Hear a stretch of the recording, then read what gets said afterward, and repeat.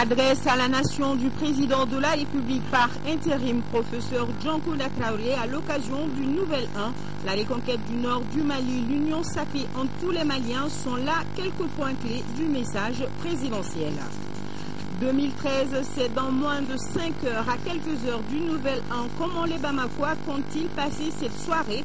L'ont-ils réellement préparé? Non, nous précise notre équipe de reportage qui a fait le tour de quelques marchés, salons de coiffure et boutiques de prêt-à-porter. Les clients viennent au compte-gouttes. Dans Focus Santé de ce soir, Tchessera Dambélé nous explique en détail des notions dont on entend de plus en plus parler au Mali et auxquelles il va falloir nous habituer. Il s'agit de SEC ou soins essentiels dans la communauté et de ASC, agents de santé communautaire. Voilà pour les titres. Tout le plaisir est pour moi de vous retrouver. Mesdames et messieurs, bonsoir à tous. Soyez les bienvenus à cette édition, la dernière d'ailleurs de l'année 2012. Et justement, au seuil du Nouvel An, comme à l'accoutumée, le président de la République s'adresse à la nation. Je vous invite donc à suivre professeur Djankounda Traoré qui va adresser ses tout premiers vœux aux Maliens.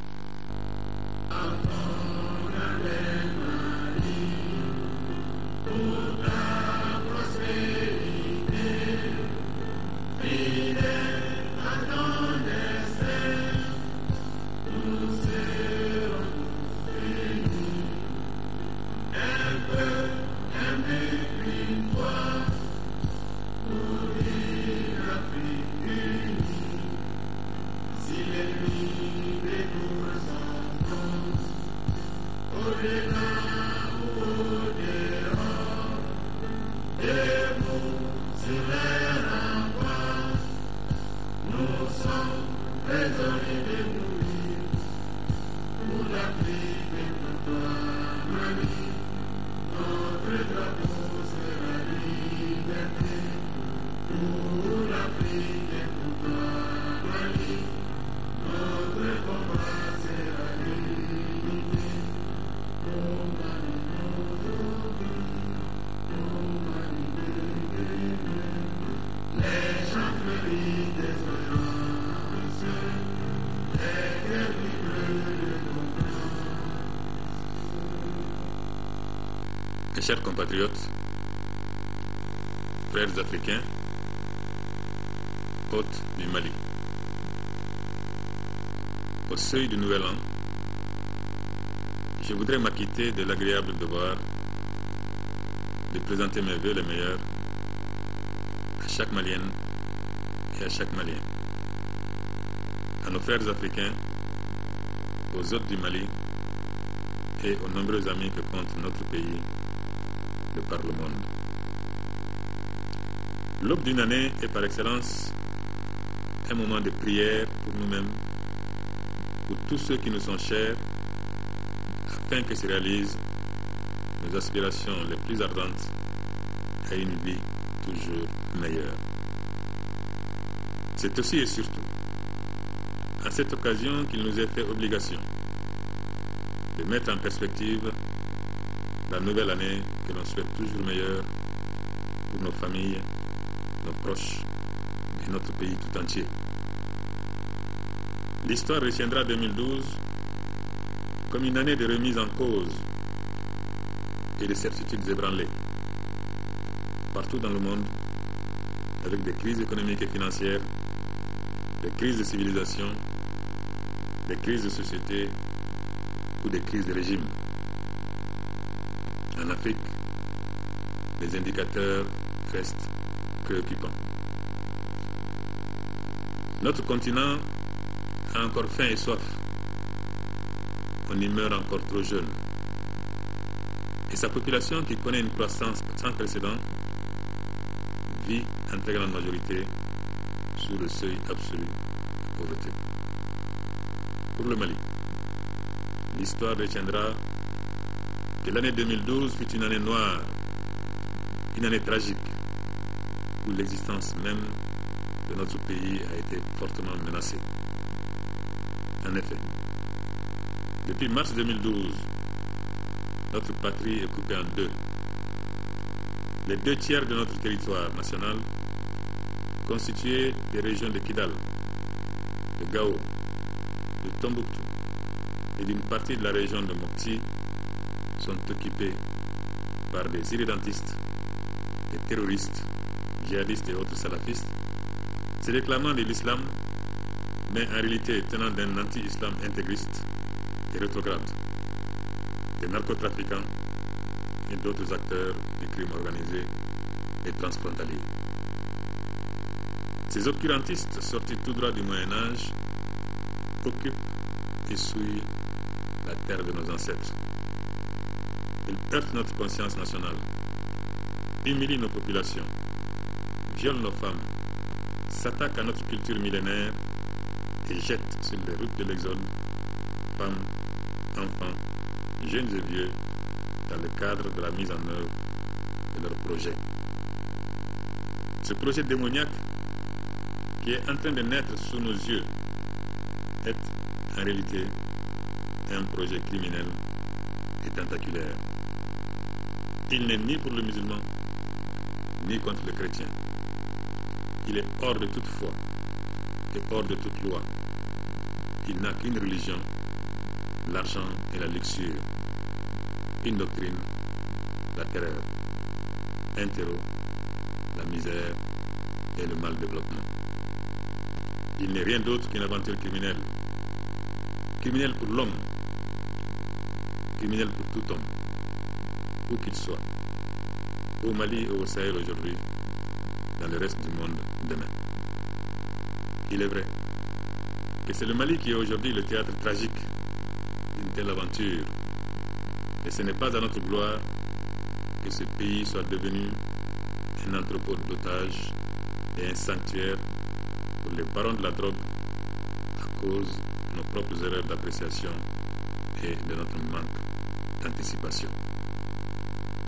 En effet, vous vous souviendrez qu'au même moment, en 2011, en présentant au président de la République les vœux de l'Assemblée nationale, nous nous sommes appesantis sur l'inquiétante situation qui se développait dans le nord malien.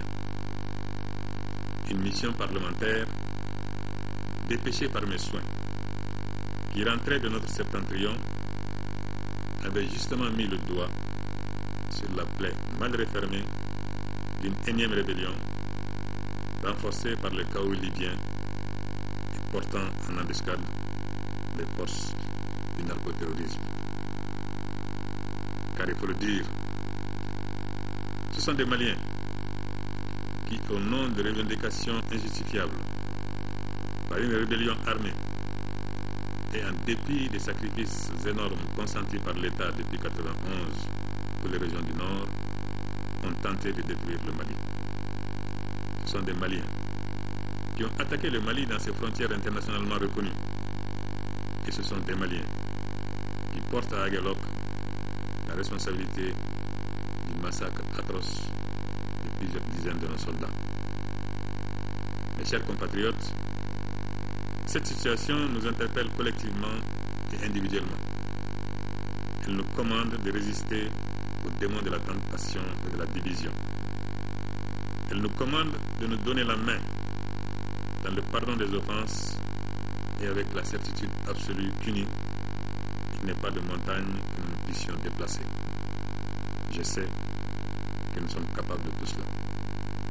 C'est pourquoi, en dépit des difficultés du moment, je voudrais dire très fort que ma conviction intacte dans la perspective imminente de la libération totale du Mali et que mon espoir est également intact dans le retour du Mali parmi les grandes nations démocratiques et laïques du continent. Car je suis sûr que nous allons sortir définitivement des polémiques artificielles et inutiles. Hier, il s'agissait de l'opportunité d'une aide étrangère. Aujourd'hui, il s'agit d'un prétendu choix entre le dialogue et la guerre, parce que certains d'entre nous pensent trop avec le cœur et pas assez avec la tête. Je vais dire clairement qu'il ne s'agit nullement d'une alternative dialogue, négociation ou opération militaire. Il ne s'agit pas du choix entre deux options opposées, s'excluant l'une l'autre. Il s'agit d'une seule option, la libération de nos territoires occupés et la défense de la laïcité de notre République.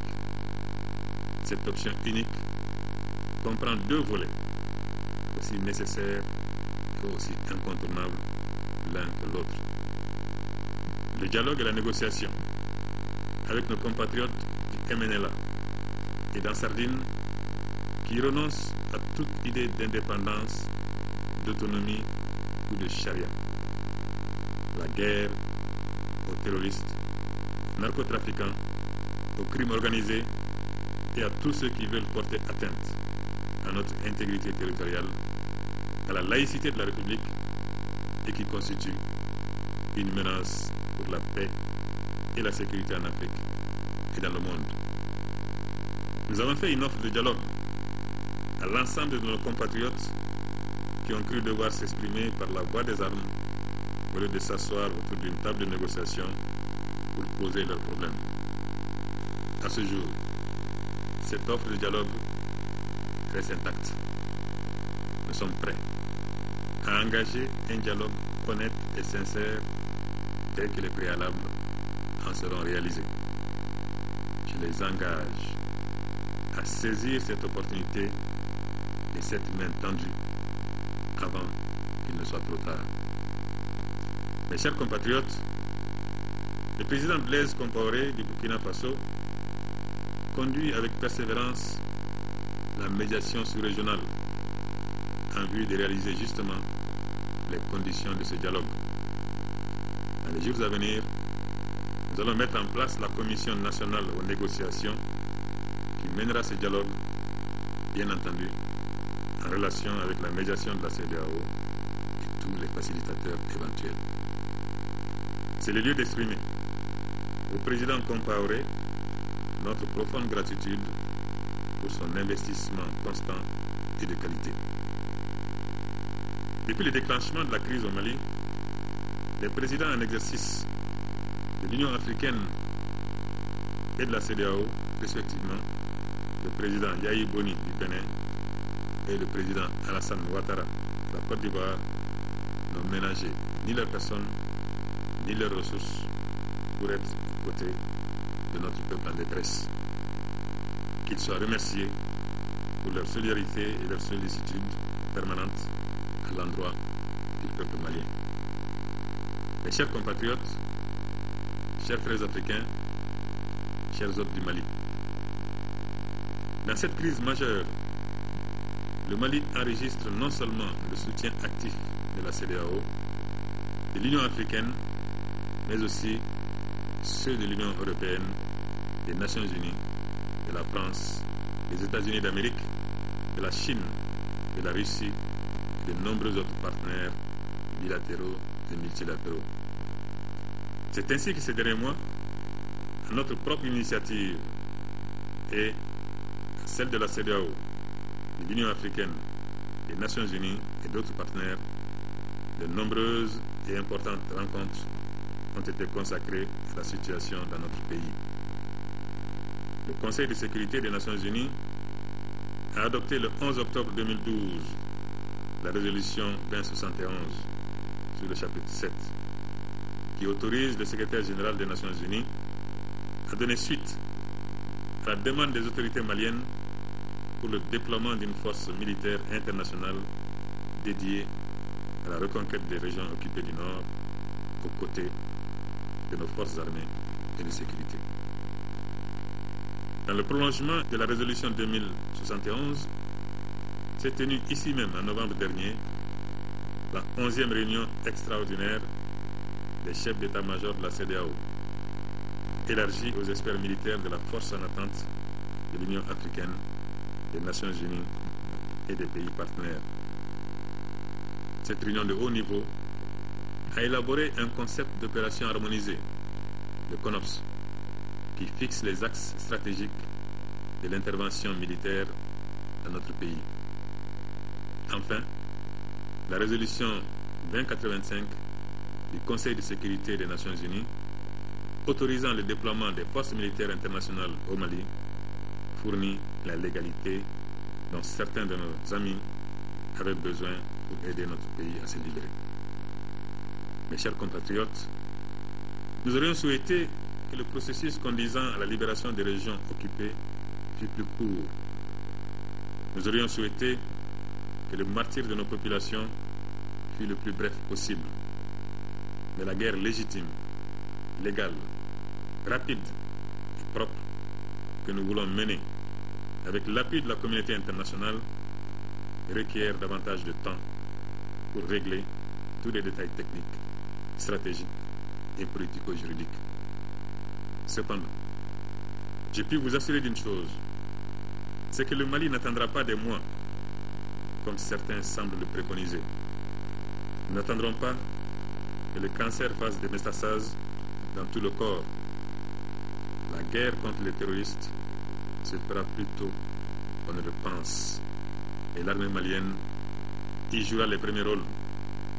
Elle sera aux avant-postes et elle se prépare activement, conformément à sa vocation, à entreprendre dans un avenir proche la reconquête de notre dignité comme État et de notre souveraineté comme territoire.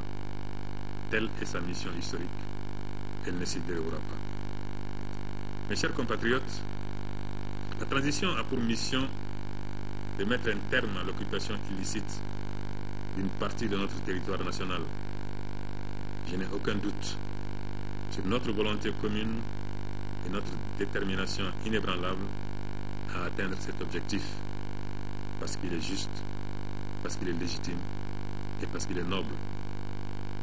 Mais nous avons également pour mission d'organiser des élections, des consultations électorales propres que notre peuple et nos amis appellent de tous leurs vœux. Dans cette perspective, le ministre de l'administration territoriale, de la décentralisation et de l'aménagement du territoire continue d'animer la classe politique aux fins de parvenir au nécessaire consensus sur l'ensemble du processus électoral. À son actif, il faut retenir la tenue régulière des concertations avec la classe politique, l'esquisse du budget pour les élections 2013, le lancement de l'audit du fichier électoral consensuel et de l'évaluation du RAVEC, l'élaboration d'un calendrier électoral pour l'année 2013. Mes chers compatriotes, durant 2 décennies, nous avons organisé régulièrement des consultations électorales globalement acceptées par nous-mêmes et par la communauté internationale. Beaucoup de pays nous ont envié la vitalité de notre expérience démocratique et souvent n'ont pas manqué de s'en inspirer pour consolider la leur. Cet apprentissage plutôt réussi nous a donné le sentiment que nous étions arrivés à un stade que les grandes démocraties ont mis des siècles à construire et à consolider. Mais les événements de mars 2012 sont venus nous rappeler brutalement la fragilité de notre pratique démocratique. Ils sont venus nous prouver que les acquis étaient loin d'être irréversibles et aussi et surtout qu'en temps opportun, nous aurons à faire face à notre devoir de critique et d'autocritique. Ils sont venus nous convaincre que désormais nous n'avons plus le droit de faire semblant, que désormais nous devons bâtir ce pays sur du solide et que chacune et chacun d'entre nous doit lui céder un peu de son ego et un peu de ses intérêts.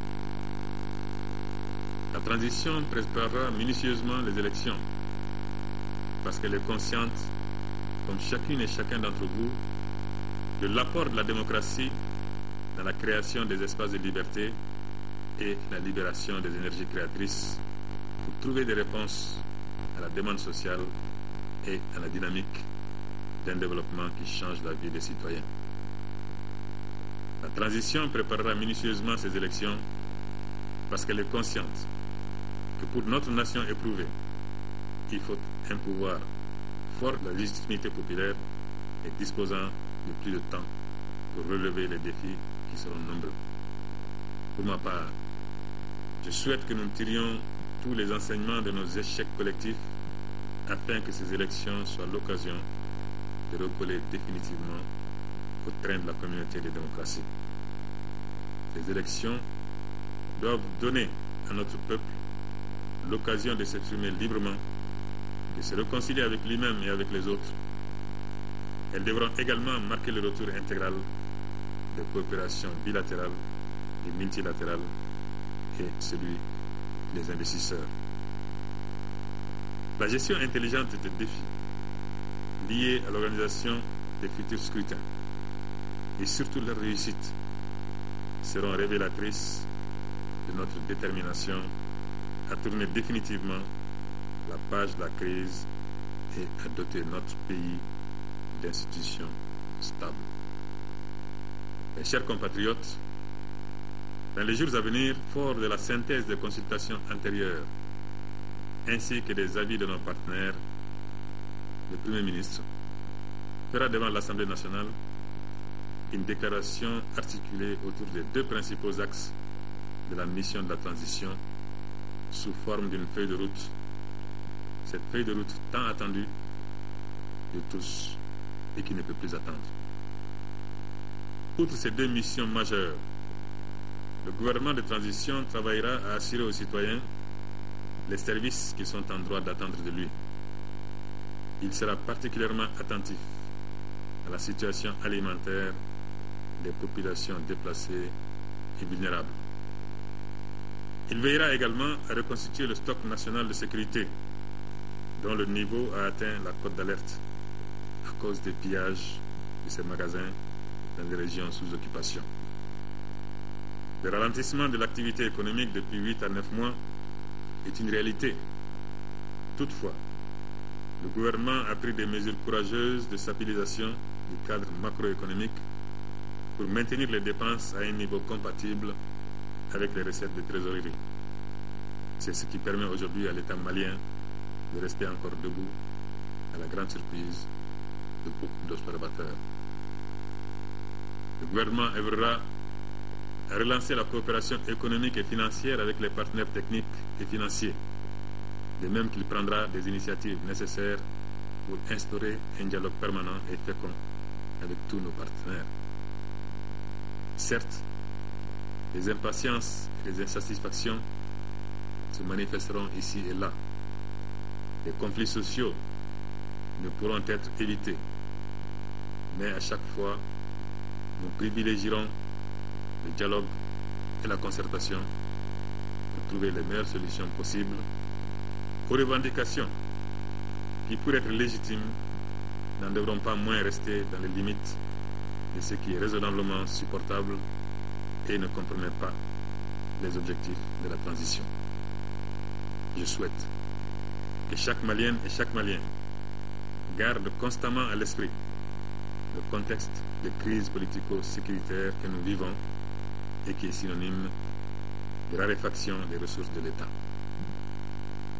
Mes chers compatriotes, en temps de paix comme en temps de guerre, le sport se révèle souvent être un puissant facteur d'unité, de cohésion et un domaine par excellence d'expression du sentiment d'appartenance nationale auquel j'attache la plus haute importance. À cet égard, l'inattendu sacre continental de l'USFAS à la deuxième Camp Foot, la Coupe d'Afrique militaire de football, jouée il y a seulement quelques jours en Côte d'Ivoire, a été un grand motif de satisfaction au regard des conditions de préparation et de participation à la dite compétition. Je leur renouvelle mes très chaleureuses félicitations ainsi que mes encouragements pour les nombreux défis à venir. Le gouvernement prendra toutes les dispositions utiles pour créer les conditions d'une participation honorable de nos militaires aux prochains championnats d'Afrique et du monde qui auront lieu en 2013, respectivement au Tchad et en Azerbaïdjan. Il en sera de même pour toutes les autres formations sportives nationales engagées sur plusieurs fronts durant 2013. Je pense notamment aux équipes nationales de football senior et junior qui doivent nous représenter aux Coupes d'Afrique de leur catégorie en Afrique du Sud et en Algérie. Je pense aussi aux équipes nationales de basketball qui doivent nous représenter dans 3 compétitions de haut niveau. En Lituanie pour les juniors dames, en Côte d'Ivoire à l'afro-basket masculin senior et au Mozambique pour l'afro-basket féminin senior. Ce seront là autant d'opportunités de vibrer avec nos sportifs qui, je n'en doute pas un seul instant, auront à cœur de défendre vaillamment nos couleurs. Mes chers compatriotes, en ces dernières heures d'une année de graves défis que le pays doit immédiatement relever, permettez-moi d'évoquer avec vous les êtres qui nous sont chers et qui souffrent de maladies. Un enfant, une mère, un père, un frère, une sœur ou un ami, malade à la maison ou sur un lit d'hôpital. Implorons ensemble Dieu le tout miséricordieux pour qu'il leur accorde la santé du corps et de l'esprit, le plus grand bien dont il peut nous gratifier.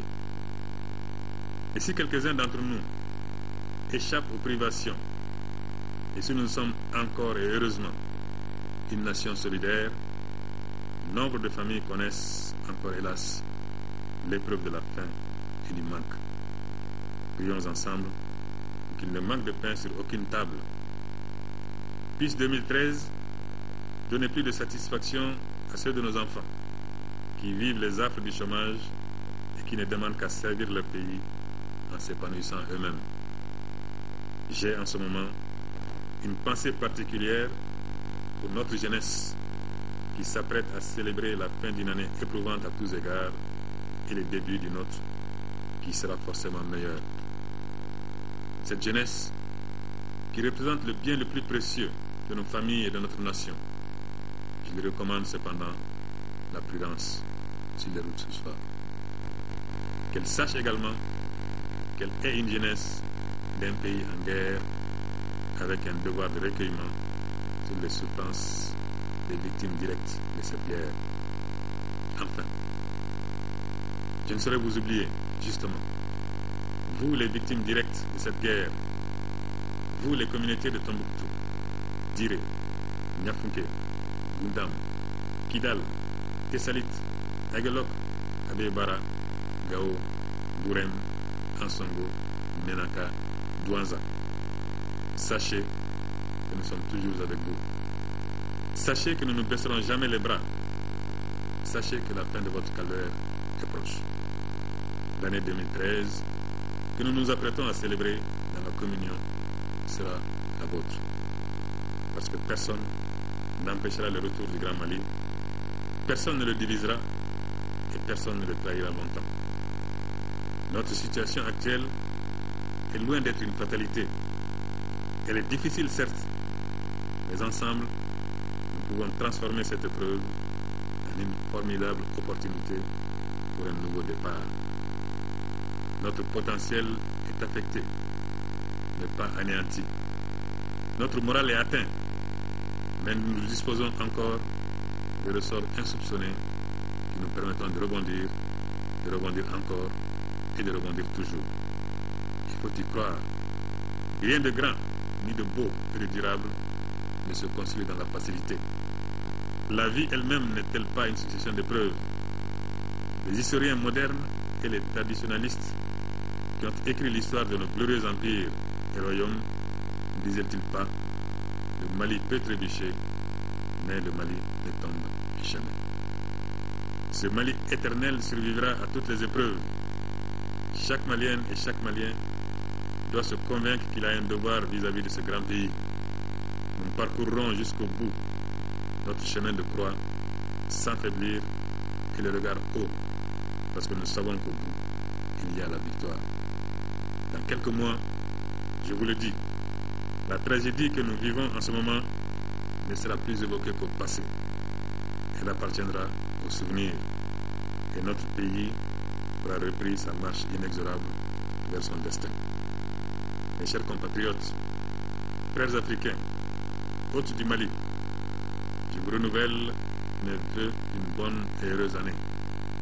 Que l'année 2013 soit une année de santé, de prospérité, de succès pour vous, vos familles, vos proches et vos amis. Vive le Mali, indivisible, démocratique et laïque. Que Dieu vous bénisse. Merci.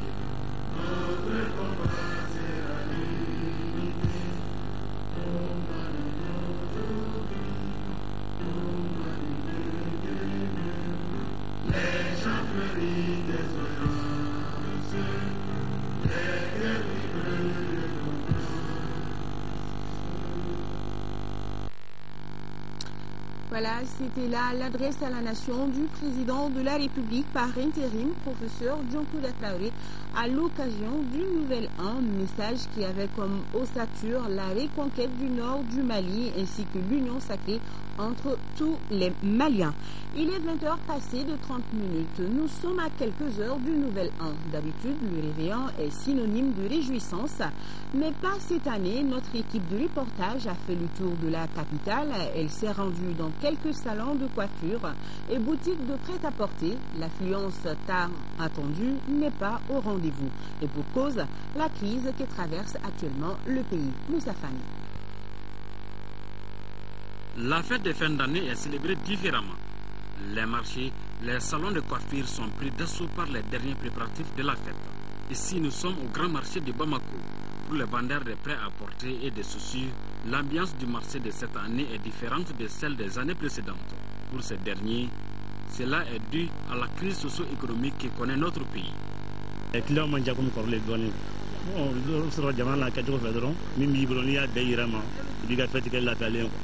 Bon, il y a un 31 fait et tiens, elle a un santo tabo chocochi. Il y a un client au bon, parce que avant fait manabo, il y a sous la baby coulé pour voir le fait un cadeau, donc c'est ça. Un aurait pu dire que tu vas subir là. Mais what est le Haramadou? Malgré qu'il y a crise, mais quand même ça va. On a date se débrouiller. Ça ne marche même pas comme l'année passée vraiment. On est rabolo, mais c'est bien mieux. Et bon, qu'il y ait d'auma. Bon. ala girimba in kɔni u k'a lajɛ jamana nacogo kama komi balaw bɛ jamana kɔnɔ bon n'an sera ka ɲɔgɔn gasi sigi ka kɛ hɛrɛ ni baden kɔnɔ. Avec la crise, certains se contentent des messages écrits pour souhaiter les meilleurs vœux aux parents et amis. Les cadeaux de fin d'année ne sont pas beaucoup convoités pour cette fête du 31 décembre. La crise oblige. Le monde ne gêne bolo au cas 31 il n'a pas comme un mais chogomna. Mangan kana bala o ka ke heren baden konnana san yelmere lo mo kana ke ko doye modre ko ka gleme amaka san don on est du temps de sang. Pour certains clients, on ne doit pas tout lier à la crise. Même s'ils ont trouvé la marchandise dans la facilité, ils vendent pas à la facilité. Ils disent non, c'est la crise, c'est la crise, c'est la crise. Ils augmentent les prix parce que c'est la crise. Ça aussi, ça ne peut pas aller. Nous sommes au 31 parce que malgré le 31 sera fini. Chez les coiffeuses, l'affluence est grande.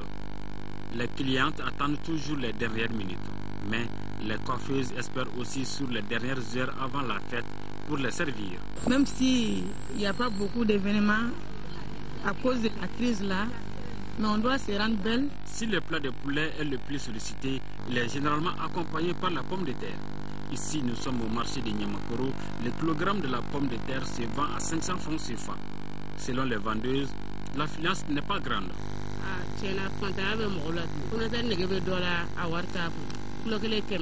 Du marché de Niamakoro au grand marché de Bamako, en passant par les halles à Sougounoukou, les constats sont identiques.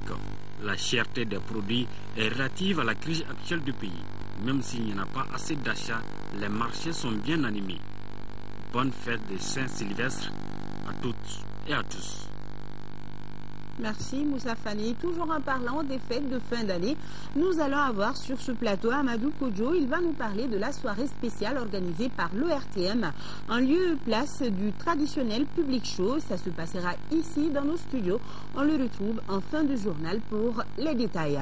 La 7e édition du symposium malien sur les sciences appliquées a pris fin hier après-midi. 2 jours durant, les participants ont échangé sur divers thèmes relatifs à la situation socio-politique actuelle du Mali, à l'agriculture ainsi qu'à l'élevage. Nando Damélé, reportage.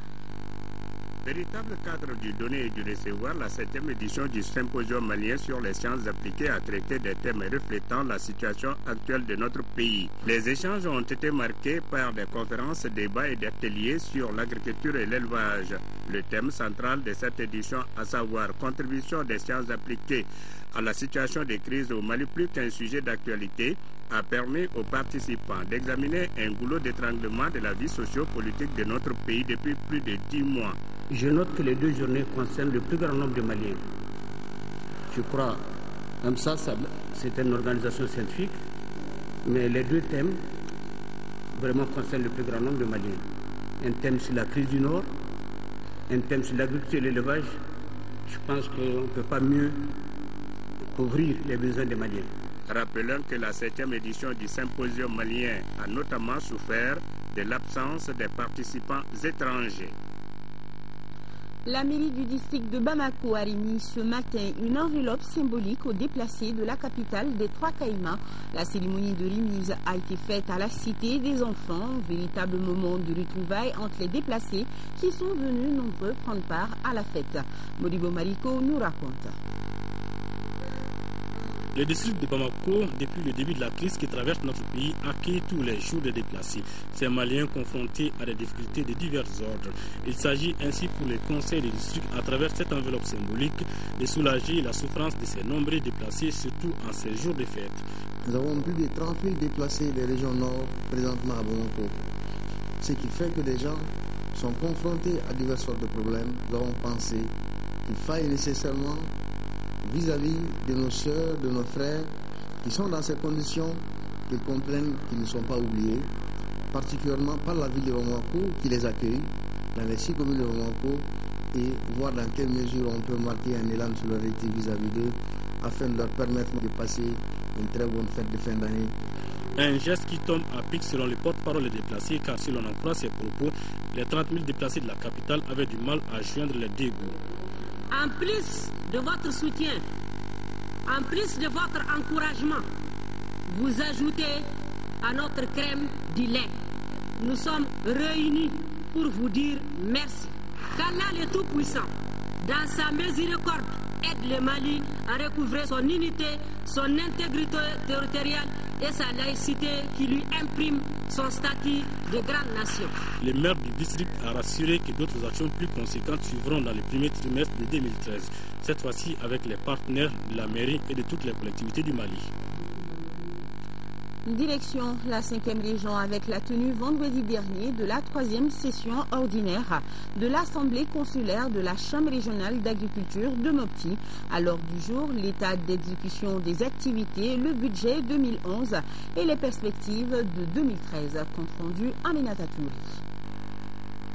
Cette 3e session ordinaire de l'Assemblée consulaire de la Chambre régionale d'agriculture de Mopti se tient dans un contexte socio-économique moins favorable, marqué par l'éclatement de la crise institutionnelle et sécuritaire qui a fortement perturbé l'exécution du programme d'activité au titre de l'année 2012. Depuis le mois de mars, les principaux partenaires techniques et financiers ont suspendu temporairement leur coopération avec le gouvernement du Mali. En dépit de ces difficultés, il faut cependant souligner que la campagne agricole affiche de bonnes perspectives quant à son issue, grâce aux conditions climatiques favorables et à l'appui du gouvernement et de certains partenaires techniques et financiers à l'endroit des agriculteurs. Pendant 2 jours, les participants auront à analyser l'état d'exécution des activités et du budget 2011, l'examen du programme d'activité du budget 2013 de l'institution dans la perspective de combler les attentes de leur mandat. Le président de la Chambre régionale d'agriculture de Mopti, Amadou Yarnangouré, dit Djoro, a signalé qu'en dépit de certaines contraintes non moindres, son institution gère de façon satisfaisante l'exécution de ses projets et programmes avec la mise en œuvre de 3 projets globaux à caractère économique autour de la filière échalote à Kourou, la filière sésame à Bankas et la filière lait à Guinée. A noter que le budget 2013 du programme d'appui au secteur agricole au Mali PASAM s'élève à plus de 600 millions de francs CFA en 5e région. À Caille, journée porte ouverte à la KIC d'Iguissémès, c'était ce week-end. Ces journées ont été initiées afin de mieux faire connaître la structure, ses objectifs ainsi que ses produits. Ainsi, les visiteurs ont été édifiés sur les conditions d'adhésion à la KIC, les conditions d'octroi de crédit, entre autres. Kansoutou Kanouté, correspondance. Organisée par la KIC, Caisse associative d'épargne et de crédit des entrepreneurs et commerçants de Caille, de concert avec l'Union, ces journées portes ouvertes avec pour objectif d'informer le public des produits et services qu'elle offre, les conditions d'adhésion et d'octroi de crédit. Au regard des efforts consentis, grâce à la mise en œuvre des mesures rigoureuses de gestion, des améliorations ont été constatées au cours de l'exercice 2011. L'actif total de la KSE de Caille passe de francs CFA 519 millions à francs CFA 570 millions, soit une croissance de 10% entre 2010 et 2011. Pour Tchema Koulibaly, président de la Caisse de Caille, les espoirs de réussite de la KSE sont encore grands au regard des performances réalisées par la Caisse de Caille depuis fin décembre 2011. Le sociétariat, aussi bien que le total de l'encours de crédit de la KSE de Caille, augmente de plus en plus. Elle a autorisé, au cours de l'exercice 2012, 136 prêts pour 469 millions de francs CFA. Le conseiller aux affaires économiques et financières du gouverneur dira que la KSE de Caille joue un rôle déterminant dans le développement de la région en contribuant favorablement à la lutte contre la pauvreté. Elle dispose au 30 septembre 2012 d'un sociétariat total de 961 membres, dont 160 femmes, soit 16%. Elle a octroyé depuis sa création à cette date 1196 prêts pour un montant total de 2 milliards 238 millions de francs CFA aux entrepreneurs commerçants de la ville de Caille. A noter que les débats ont porté sur l'adhésion à la KSE, les conditions, le montant, le taux d'intérêt, entre autres. 9e congrès ordinaire de la Ligue islamique des élèves et étudiants du Mali, l'implication des jeunes musulmans dans la recherche de solutions à la crise était le thème de la rencontre. Les étudiants de la Ligue islamique ont aussi statué sur le bilan du conseil d'administration du bureau de l'amicale des anciens et du bureau exécutif national. Ils ont également procédé à l'élection du président du conseil d'administration. Fadema Keita, les détails. Ce 9e congrès ordinaire de la Ligue islamique des élèves et étudiants du Mali, l'IEMA, a permis aux membres d'adopter les différents bilans, de dégager des résolutions et d'adresser une motion aux autorités face à la crise sociopolitique et sécuritaire que traverse le Mali. Parmi ces résolutions figurent le renforcement de la gestion des cours de soutien au niveau des établissements, l'adoption des statuts et règlements intérieurs et la création des comités de communication autonomes rattachés au conseil d'administration. Le principal but de la LIEMA, c'est de contribuer au développement socio-économique du pays à travers l'amicale des anciens et d'asseoir une pratique saine de l'islam. Parlant des groupes armés dans le nord du Mali, la Ligue islamique condamne l'attitude de ceux qui sèment la terreur au nom de l'islam. Décidée à participer au dénouement de la crise, elle invite nos autorités et la communauté internationale à conjuguer les efforts pour une solution diligente. C'est une association qui a donné aujourd'hui beaucoup de cadres à ces pays qui sont en train de servir dans des différents domaines, que ce soit au niveau étatique ou privé. Et leur initiative est salutaire, c'est des jeunes qu'il faut encourager et il faut qu'ils persévèrent dans ce sens. Créée en 1992 sous le nom de l'IFA, c'est-à-dire Ligue islamique foi et action, l'association a été rebaptisée Ligue islamique des élèves et étudiants du Mali, l'IEMA, en février 1994. Elle cherche à rehausser l'image de l'islam par sa pratique correcte, à participer à l'épanouissement culturel islamique en milieu scolaire et universitaire. Le collectif des ressortissants de la région de Kidal, ici à Bamako, dit non à la menace dont fait l'objet la culture touareg dans les territoires occupés par les groupes armés. C'est au cours d'une rencontre organisée au Centre culturel pour la promotion et la sauvegarde du patrimoine matériel et immatériel. La rencontre avait pour thème quels risques pour la culture touareg en situation d'occupation. Adama Koudjo. La culture touareg doit être protégée. Elle ne doit pas être l'objet d'une menace quelconque. Voilà les propos tenus par les ressortissants de la région de Kidal à Bamako lors de cette rencontre qui avait pour thème quels risques pour la culture touareg en situation d'occupation. On fait aujourd'hui des exposés, des séminaires, parce qu'aujourd'hui, nous n'avons pas les moyens sur le terrain de défendre, mais quand même, nous avons la parole, des écrits, des appels dans les médias, pour attirer l'opinion internationale et nationale pour qu'elle puisse protéger vraiment ce patrimoine culturel qui nous est très très très cher. La culture touareg, c'est un ensemble, c'est comme toutes les cultures du Mali africaine. Nous partageons pratiquement les mêmes choses, à part que c'est des langues différentes. Dans ma culture, par exemple, j'ai ma langue qui fait partie, c'est un élément de la culture. En plus de la langue, il y a tous mes jeux, il y a tous mes loisirs, il y a toute ma littérature orale, il y a des sites archéologiques. Lors de la rencontre, un fils du terroir et récemment promu professeur a été salué pour son engagement dans la santé communautaire. Pour ce dernier, seul le travail bien fait est récompensé. C'est pourquoi il a lancé un appel pour que la génération future puisse bénéficier de l'héritage commun qu'est la culture touareg. L'occupation des régions du Nord est une menace sérieuse pour la culture, l'annihilation, j'allais dire même l'anéantissement total de la culture tamashek. Parce que les gens confondent la religion et les pratiques traditionnelles. Avec les habitudes vestimentaires, elles sont propres à chacun, à chaque culture, et ces gens imposent des tenues vestimentaires qui ne sont pas propre à notre culture. Pour magnifier la culture touareg, le groupe Amanar de Kidal a tenu en haleine l'assistance. Les Dogons du Mali sur les traces de leurs ancêtres. Une délégation de l'association Guina Dogon était hier dans le Mandé. Elle s'est rendue dans le premier village d'où seraient partis leurs ancêtres pour le pays Dogon. Ce village s'appelle Dogokoro. Il est situé à 13 km de la ville de Sibi. Cette visite qui s'inscrit dans le cadre des activités de la 5e édition du Festival pour la promotion des sites touristiques mandingues est un véritable pèlerinage pour les Dogons du Mali. Mohamed Diarra est notre envoyé spécial. Les Dogons seraient originaires de ce petit village appelé Dokoro. Leurs ancêtres auraient quitté le Mandé au début du XIIIe siècle. Quoi donc de plus normal pour les Dogons de venir se ressourcer dans le village d'origine de leurs ancêtres? Voilà tout l'objectif de cette visite que les initiateurs qualifient de pèlerinage aux sources. Nous avons quitté ici et nous avons émigré vers le nord. Et le premier village Dogon fondé s'appelle Kanibonzon. C'est à partir de Kanibonzon que les Dogons se sont dispersés. Il y en a qui sont partis vers le Burkina, il y en a qui sont partis à travers le pays Dogon actuel, il y en a qui sont partis sur le plateau, il y en a qui sont partis vers la savane. Cette visite s'inscrit dans le cadre des activités de la 5e édition du Festival pour la promotion et la valorisation des sites touristiques du Mali. La particularité de ce festival par rapport aux autres, c'est vraiment la population directe, parce que c'est la population qui est vraiment beaucoup impliquée dans l'organisation, dans le cadre de la promotion et la protection des sites touristiques.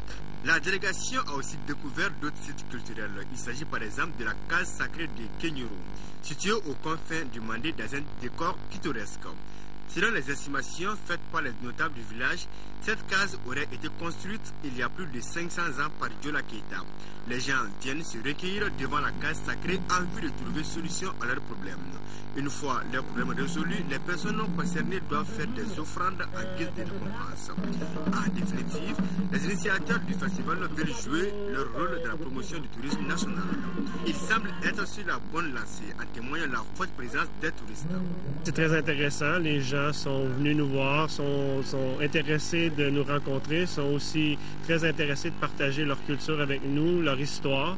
Et pour nous, c'est pour ça qu'on est ici, c'est pour partager avec eux, c'est pour apprendre d'eux, c'est pour comprendre mieux le peuple malien et leur histoire. Avant la visite de terrain, les organisateurs ont procédé au lancement officiel du festival dans le vestibule de Kamadian dans un campement de la localité. Place à Focus Santé à présent. Il est question aujourd'hui de notions dont on attend de plus en plus parler au Mali et auxquelles il va falloir s'y habituer.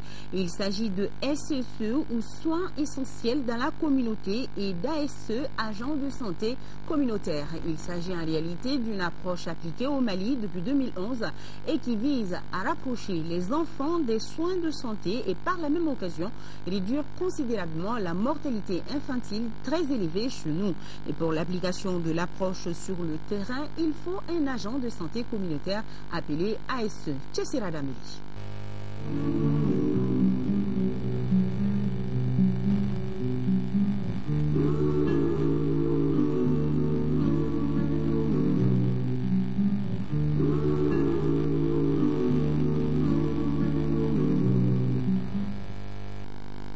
Mamadou Tera est ASC, agent de santé communautaire à Guinchisso dans le cercle de Bla. Il est l'un des 1685 agents dont l'installation a commencé en 2011 dans les 5 premières régions du Mali. Son rôle, c'est de vivre avec la communauté et de donner aux enfants ce qu'on appelle les soins essentiels. Les soins essentiels, c'est vraiment la prise en charge des mal simples, du paludisme, de la diarrhée, de la pneumonie par cet agent de santé communautaire et aussi les soins simples aux nouveau-nés, sans compter les cas de malnutrition modérée qu'il peut détecter et quand c'est sévère, il peut référer. L'installation de ces agents en deçà de la pyramide sanitaire découle de la volonté de réduire considérablement la mortalité chez les moins de 5 ans. Les statistiques datant de 2006 disent que 300 enfants de moins de 5 ans meurent chaque jour au Mali et la plupart à domicile avant que le patient n'ait été dans une structure sanitaire. C'est là que les mortalités les plus élevées se passent. Si vous avez 10 cas de mortalité, 8 c'est au niveau communautaire. Et malgré la multiplicité des SESCOM, on a fait beaucoup d'efforts, on a un taux faible de fréquentation, ça veut dire que les gens ont des barrières pour aller au SESCOM. Dans les régions de Kaye, Sikasso, Ségou et Mopti que nous avons visité, les populations ne tarissent pas des loges pour les ASC. Ceux-ci sont les anges gardiens des tout-petits.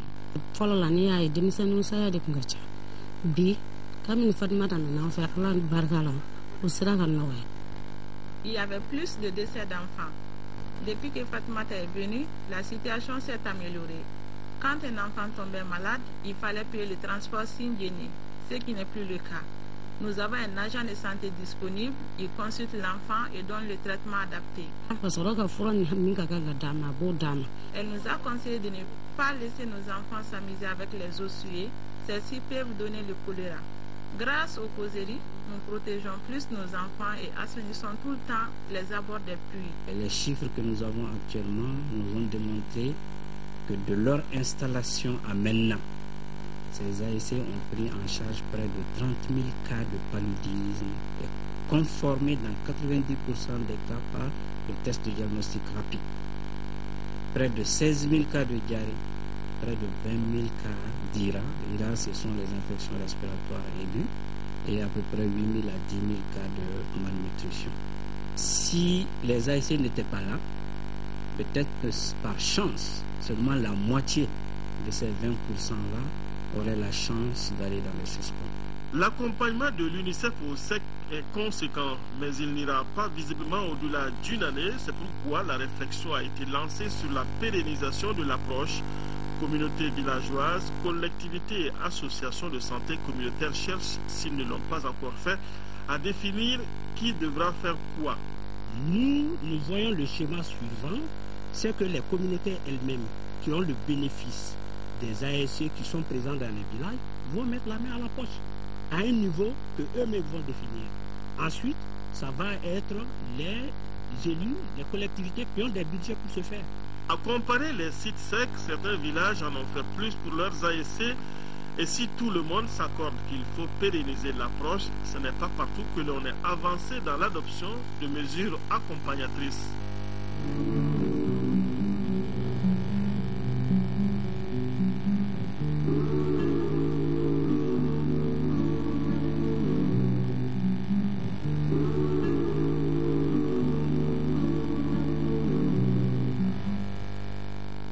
Voilà un reportage signé Chessira Emmanuel Dambélé. Nous sommes presque à la fin de ce journal, mais avant de nous quitter, Amadou Kodjo dans ce studio avec moi. Je m'en vais d'ailleurs le retrouver pour le plateau qui a été spécialement aménagé ce soir à cette occasion du Réveillon. Amadou Kodjo, bonsoir. Bonsoir Nyanya. Alors d'habitude nous sommes à la Tour de l'Afrique, nous sommes à la place de l'Indépendance, mais ce soir nous sommes dans les studios de l'ERTM. Pourquoi ce changement? Oui. Et qu'est-ce qui sera au menu? Voilà, le changement parce que, comme vous le savez bien, nous sommes dans un pays qui est en crise. Et d'habitude, nous recevons nos téléspectateurs dans les places publiques. Mais puisque vu la sécurité et l'interdiction des pétards et des feux d'artifice, donc nous avons jugé nécessaire de servir nos téléspectateurs. Mais étant chez nous à la maison, ici à Bozola, c'est la raison d'être de ce beau plat. Oui, je vois. Alors, est-ce que les invités vont venir? Qu'est-ce qui va se passer? Raconte-nous un peu. Alors, il y aura... Nous, on a choisi comme art la musique pour sensibiliser, pour galvaniser et pour lutter contre la crise qui est là, sensibiliser ceux-là qui se battent et ceux-là qui veulent diviser le Mali. Donc, aujourd'hui, il y aura 2 générations de musiciens qui vont se passer la scène. De 22h à minuit, il y aura la génération de Oumou Sangaré, Aïra Arbi, Habib Kouaté. Et cette génération sera drivée par Adama Kouaté et Koti Koulibaly. Alors à partir de minuit, c'est les jeunes. Et vous n'êtes pas sans savoir que pendant ces vacances, les jeunes ont composé beaucoup de musique pour la paix. Oui. Et ces jeunes seront là. Oui. On va rester avec eux de minuit à 2h du matin. Et puis il y aura des reportages pour voir l'ambiance un peu dans la ville. Oui. Et tout ça grâce à la direction de l'ERTM, mais également notre partenaire Orange qui nous accompagne depuis 10 ans. Tout à fait. Alors, pour terminer, ça commence à quelle heure? 22h. 22h. Voilà. On va demander aux téléspectateurs. Bon, c'est pas interdit de rester à la maison et fêter, vous mangez vos poulets, mais la télé est là pour vous jusqu'au matin. Amadou Kodjo, bonne année. Merci, bonne année à toi. Merci également. Merci. Bonne année à nous téléspectateurs, c'est la fin de ce journal. Merci de l'avoir suivi à notre compagnie. Et on dit que 2013, on souhaite que 2013 soit notre année, qu'elle soit la réponse à toutes nos aspirations profondes, qu'elle soit l'année de la paix. Merci à vous qui nous regardez ici et ailleurs. Bonne année à tous. Bonsoir.